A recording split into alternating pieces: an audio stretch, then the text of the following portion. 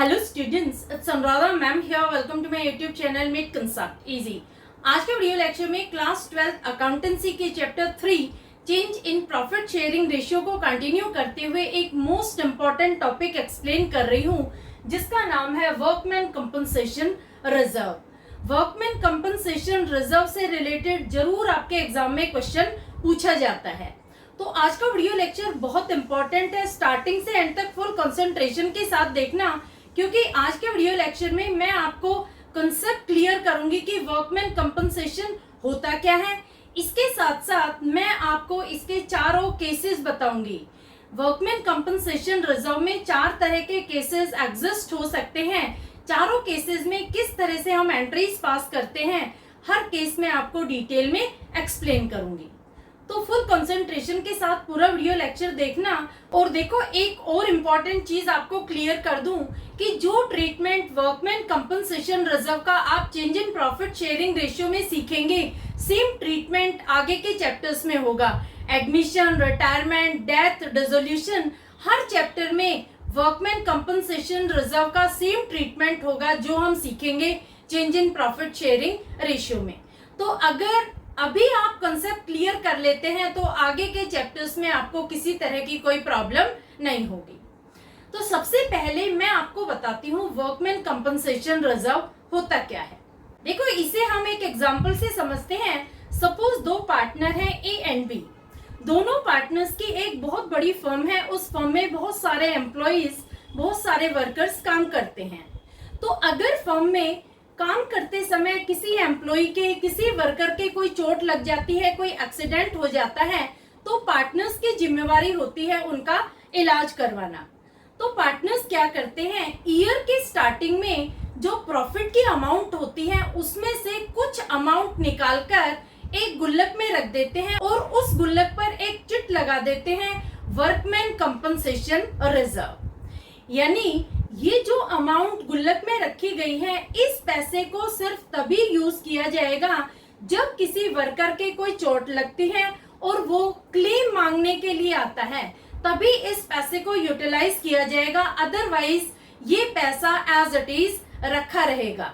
यानी जो पैसा गुल्लक में रखा गया है उस अमाउंट को फ्री रिजर्व की तरह से पार्टनर्स यूज नहीं कर सकते। इस अमाउंट को पार्टनर्स तभी यूज करेंगे जब किसी वर्कर के कोई चोट लगती है और वो क्लेम की डिमांड करता है, तो उसके क्लेम को कंपनसेट करने के लिए ही इस पैसे को यूटिलाइज किया जाएगा। अदरवाइज ये पैसा गुल्लक में as it is year end तक रखा रहेगा। तो देखो, अब यहाँ पर 4 तरह की सिचुएशन अराइज हो सकती है। पहली सिचुएशन क्या हो सकती है कि कोई क्लेम अराइज ही ना हो। दूसरी सिचुएशन में क्या हो सकता है कि क्लेम रिजर्व के इक्वल अराइज हो। तीसरी सिचुएशन में क्या हो सकता है कि क्लेम रिजर्व से कम अराइज हो। और चौथे सिचुएशन में क्लेम रिजर्व से ज्यादा भी अराइज हो सकता है। तो किस तरह से इन चारों केसेस में हम अकाउंटिंग ट्रीटमेंट करेंगे वर्कमैन कंपनसेशन रिजर्व का, वो मैं आपको डिटेल में एक्सप्लेन कर रही हूँ। पहले हम लेते हैं case number 1, when there is no claim. देखो, 2 पार्टनर है ए एंड बी। इनका ओल्ड रेशियो है 1:1, न्यू रेशियो है 2:1।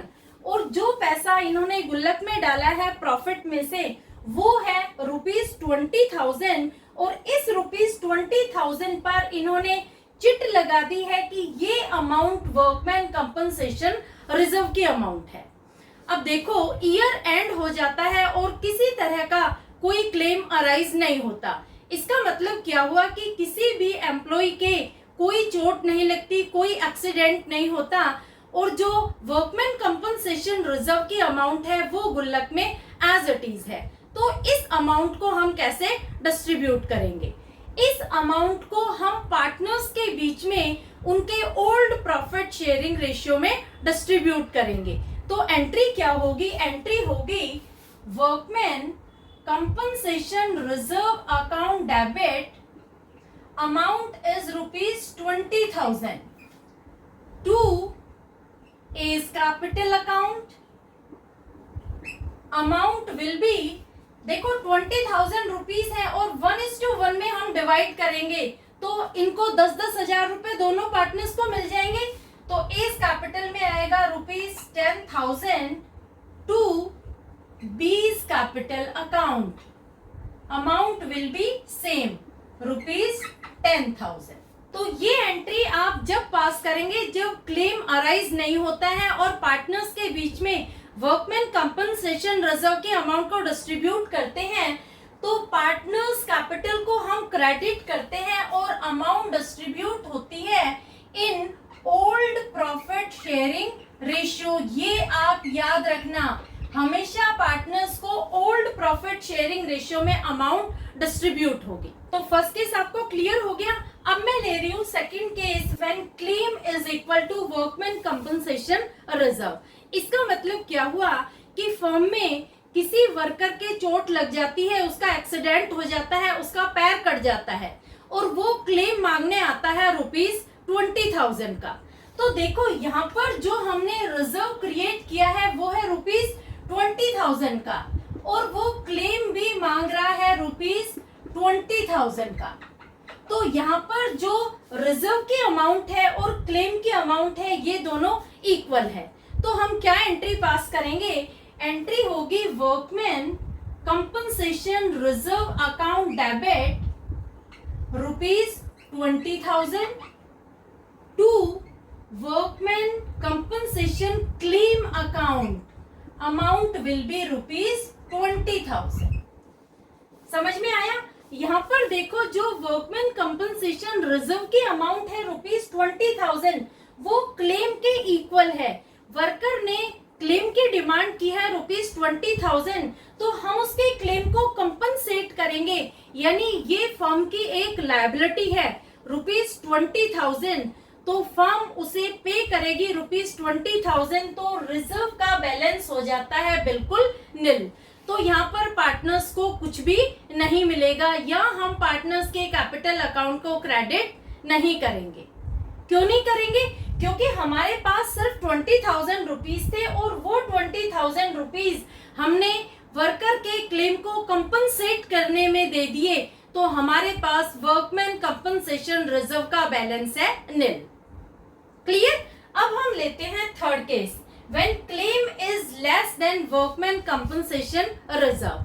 इसका मतलब क्या हुआ कि एक वर्कर के चोट लग जाती है और वो क्लेम मांगने आता है ₹10,000 का।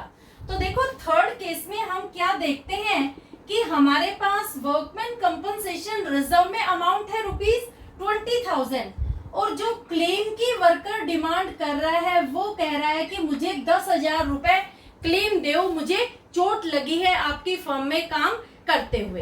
देखो हमारे पास जो वर्कमैन कंपनसेशन रिजर्व की अमाउंट थी गुल्लक में वो थे ₹20,000, उसमें से हमने 10,000 रुपए एक वर्कर को दे दिए क्योंकि उसके चोट लगी थी फर्म में काम करते समय। तो हमारे पास कितना बैलेंस रह गया? हमारे पास बैलेंस बच गया ₹10,000। 20,000 में से हमने 10,000 दे दिए एक वर्कर के क्लेम को कंपनसेट करने के लिए, तो हमारे पास बैलेंस बच जाता है वर्कमैन कंपनसेशन रिजर्व में ₹10,000, यानी अभी हमारी गुल्लक में सिर्फ ₹10,000 बचे हुए हैं।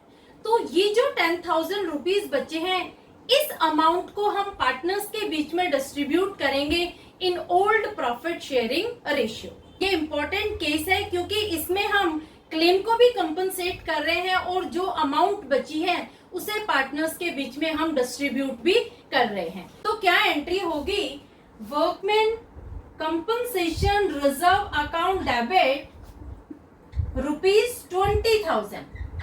देखो हमारी गुल्लक में है ₹20,000, उसमें से हम ₹10,000 पार्टनर के क्लेम को कंपनसेट करने के लिए दे रहे हैं, तो ये हमारी लायबिलिटी है, इस वजह से हम इसे करते हैं क्रेडिट। तो हम लिखेंगे to workman compensation claim account. कितनी अमाउंट से हम क्रेडिट करेंगे? हम दे रहे हैं क्लेम ₹10,000। तो हमारे पास अब कितना बैलेंस बचा है? बैलेंस बचा है ₹10,000। इसे हम पार्टनर्स के बीच में ओल्ड प्रॉफिट शेयरिंग रेशियो में डिस्ट्रीब्यूट करेंगे। तो हम लिखेंगे to A's capital account rupees 5,000 to B's capital account rupees 5,000। समझ में आया? देखो यहाँ पर 20,000 रुपीज में से 10,000 हमने एक वर्कर को क्लेम के दे दिए और बचे हमारे पास 10,000 रुपए। तो 10,000 रुपए को हमने ओल्ड प्रॉफिट शेयरिंग रेशियो में दोनों पार्टनर्स के बीच में डिस्ट्रीब्यूट कर दिया। तो दोनों को मिले रुपीज 5,000 ईच। समझ में आया? अब आता है fourth case, when claim is more than workman compensation reserve. इसका मतलब क्या हुआ कि जो हमने वर्कमैन कंपनसेशन रिजर्व के अमाउंट गुल्लक में रखी है उससे ज्यादा क्लेम वर्कर मांगने आ जाता है, तो हम क्या करेंगे? सपोज फोर्थ केस में वर्कर क्लेम की डिमांड करता है रुपीज 30,000। सपोज वर्कर के ज्यादा चोट लग गई, उसका पैर कट गया और उसके हाथ में भी चोट लग गई, तो वो कहता है मुझे 30,000 रुपीज क्लेम के चाहिए। अब देखो यहाँ जो सिचुएशन है ये कॉम्प्लिकेटेड है। इसमें क्या है कि हमारे पास तो गुल्लक में सिर्फ 20,000 रुपए है और वर्कर ने क्लेम मांग लिया रुपीज 30,000 का, तो हम किस तरह से उसे अमाउंट देंगे? क्योंकि हमारे पास तो जो रिजर्व हमने क्रिएट किया था वो सिर्फ 20,000 था, लेकिन यहाँ पर क्लेम की डिमांड ज्यादा हो गई, तो किस तरह से आप क्लेम को कंपनसेट करेंगे? देखो 20,000 रुपीज तो हम निकाल लेंगे गुल्लक में से, अब बचे 10,000 रुपए। 10,000 रुपए ये फर्म के लिए एक एक्सपेंस होगी, क्योंकि ये फर्म का एक खर्चा है जो पार्टनर्स को बेयर करना होगा। तो इस अमाउंट को हम डेबिट करेंगे रिवैल्यूएशन अकाउंट में, क्योंकि देखो जब कोई भी एक्सपेंस होती है, कोई भी खर्चा होता है, तो रूल्स ऑफ डेबिट और क्रेडिट के according debit all expenses and losses. तो यहाँ पर फर्म को 10,000 रुपीज का खर्चा हो रहा है, तो इस खर्चे को हम करेंगे डेबिट और इसे हम डालेंगे रिवैल्यूएशन अकाउंट में। तो एंट्री क्या पास होगी? एंट्री पास होगी workman compensation reserve account debit, amount is rupees 20,000। Revaluation account debit, amount is rupees 10,000 to workman compensation claim account, amount is rupees 30,000। ये एंट्री आपको समझ में आई? देखो इस एंट्री में क्या है कि जितनी अमाउंट हमारे पास वर्कमैन कंपनसेशन रिजर्व की थी वो सारी हमने डेबिट कर दी, लेकिन उस अमाउंट से क्लेम को कंपनसेट नहीं किया गया और अमाउंट की रिक्वायरमेंट हुई, और जो एक्स्ट्रा अमाउंट है उसे हम फर्म के एक्सपेंस कंसिडर करेंगे और रिवैल्यूएशन अकाउंट में डेबिट करेंगे। तो यहाँ पर रिवैल्यूएशन अकाउंट में रुपीज 10,000 को हमने डेबिट किया है, क्योंकि क्लेम की अमाउंट है रुपीज 30,000। समझ में आया? अब देखो ये जो फोर्थ केस है ये यहीं खत्म नहीं होता है। इस केस में आपको एक और एंट्री पास करनी होगी। सेकंड एंट्री किस चीज की होगी कि जो हमने रिवैल्यूएशन अकाउंट में 10,000 रुपीज डेबिट किए हैं, इस अमाउंट को पार्टनर्स के कैपिटल अकाउंट में डेबिट किया जाएगा, क्योंकि ये फर्म का लॉस है, और जब फर्म का लॉस होता है तो उसे हम पार्टनर्स के कैपिटल अकाउंट में डेबिट करते हैं in old profit sharing ratio. तो ये जो एंट्री हमने पास की है यहाँ डाल देंगे नंबर 1, और इसकी सेकंड एंट्री पास होगी जिसमें हम रुपीज 10,000 को डेबिट करेंगे पार्टनर्स के कैपिटल अकाउंट में और रिवैल्यूएशन अकाउंट को करेंगे क्रेडिट। तो एंट्री क्या होगी? Is capital account debit rupees 5,000। 5,000 मैंने क्यों लिखे? क्योंकि देखो जो लॉस की अमाउंट है वो है रुपीज 10,000 और 10,000 को हम ओल्ड प्रॉफिट शेयरिंग रेशियो 1:1 में डिस्ट्रीब्यूट कर रहे हैं, तो एक ही कैपिटल अकाउंट को हम डेबिट करेंगे रुपीज 5,000 से। इसी तरह से B's capital account debit amount will be same rupees 5,000 to revaluation account to revaluation amount will be ₹10,000। तो क्लियर हुआ आपको फोर्थ केस। देखो फोर्थ केस इन चारों केस में सबसे ज्यादा कॉम्प्लिकेटेड है, क्योंकि यहाँ पर हम 2 एंट्री पास कर रहे हैं। पहली एंट्री में हम क्या करते हैं कि वर्कमैन कंपनसेशन रिजर्व से जो एक्स्ट्रा अमाउंट है क्लेम की, उसे हम रिवैल्यूएशन अकाउंट में डेबिट कर देते हैं। और सेकेंड एंट्री में क्या करते हैं कि जब हम रिवैल्यूएशन को क्रेडिट करते हैं तो पार्टनर्स के कैपिटल को डेबिट करते हैं, और जो ये लॉस हमने डिस्ट्रीब्यूट किया है यहाँ आप लिख भी देना ओल्ड प्रॉफिट शेयरिंग रेशियो। ये आप जरूर ध्यान रखना, चाहे आप पार्टनर्स के बीच में प्रॉफिट डिस्ट्रीब्यूट कर रहे हैं या लॉस डिस्ट्रीब्यूट कर रहे हैं, वो हमेशा ओल्ड प्रॉफिट शेयरिंग रेशियो में ही डिस्ट्रीब्यूट होगा। क्लियर? तो होपफुली आपको फोर्थ केस भी क्लियर हो गया होगा। ये थोड़ा सा कॉम्प्लिकेटेड है क्योंकि इसमें हमने 2 एंट्री पास की है।